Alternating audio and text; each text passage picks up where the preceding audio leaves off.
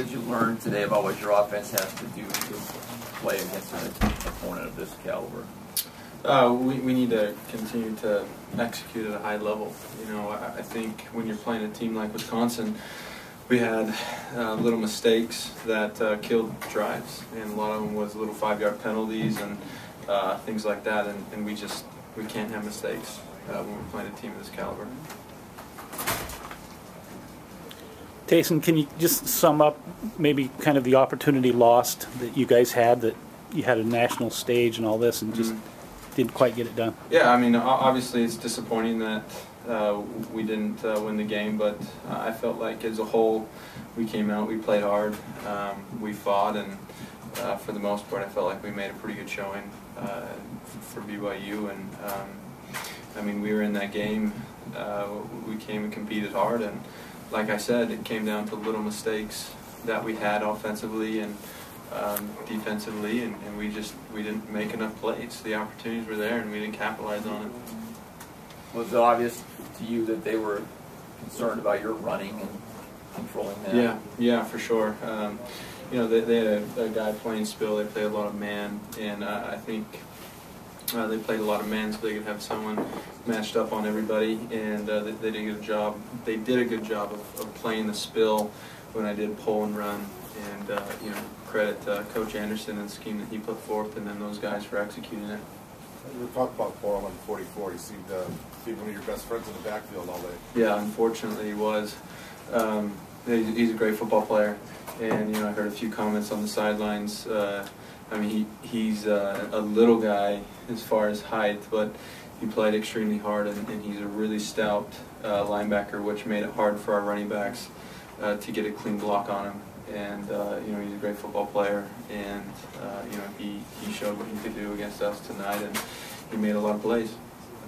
That wind seemed pretty wicked at times. Was that a factor at all with the offense? Or? No, I think for the most part, you know, I adjusted to it, and you know, I wasn't able to put a lot of balls up and allow receivers to run under it, which was a little bit of a hindrance because they were playing man press, and it would have been easy to just throw a ball up there and let a guy like Cody go run under it. But we adjusted, and you know, I think we're okay. What was the difference in the first half? I mean, you were able to find some success in the second half, but the first half just weren't able to seem to find the consistency that you guys have had the last few weeks. Yeah, I think that ultimately came down to little mistakes. You know, we had a few miscommunications from the sidelines as far as signals go, and you know, some of the things that we had a penalty that took us out of field goal range, and just little things like that that really killed our drives and didn't give us an opportunity to put points on the board. You know, you guys wanted to get your health back as a team, but does the bye week affect any of that?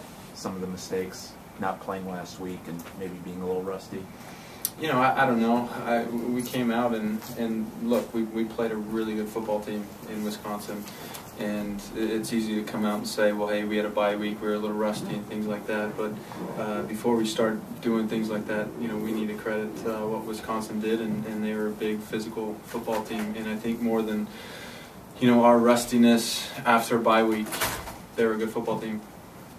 You had a sequence. You were able to score that touchdown to Cody and cut it to 2010. The defense got a stop. You got the ball back. And on that very first play, I think it was a short, you know, a 2-yard sack. But all of a sudden, you're behind the chains. Did that kind of kill some of the momentum that you built up leading into that? Maybe a little bit. Honestly, as far as the momentum goes, it's hard because we're going so fast to sit and you know, think about momentum and things like that. We're just out there trying to make plays, and you know, Wisconsin made more plays than we did. I felt like we had plenty of opportunities, and whether it was penalties or drop balls or miscommunications, we didn't capitalize. Anything else? Can you describe that first touchdown pass to Cody, that 34-yarder? What you saw? Yeah, we saw what we expected. They were playing man press, and Cody's a really hard guy to defend man press, and so I knew that I looked the safety off, and I gave Cody a ball that he can make a play on, and you know, that dude will catch anything that's thrown to him. So he made a great play, and it was a big play, got us on the board, and gave us a lot of momentum moving from there. We just needed to continue on that, and we didn't. Bummer, dude.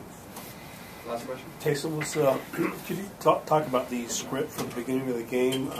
You never really got to get into it because you weren't able to sustain some drives, but what were you trying to do early in the game?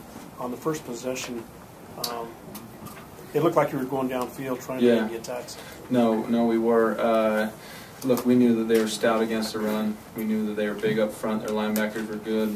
44 is a great football player. We knew that going into it. So we started attacking the edge and the outside, and going into the game, we thought we would get a look that they didn't give us today, and so that threw our game plan off a little bit, and we adjusted kind of second quarter, second half, and we were able to get some things going out there, but that's what we were trying to do initially. And then they started to keep two safeties high, which allowed us to run the ball and be effective on the ground. What was that look? Was it something that they were trying to do to you to maybe bring a guy? Well, they were playing man press. Free safety was reading eyes in the back, and they did have a linebacker playing spill, but they instead of tucking their outside backer in as we were expecting, their outside backer was outside our number 2, our slot guy. And they hadn't shown that before, and they came out, and that was the look that we got, and that's what we weren't expecting that. So. Thank you. Thanks.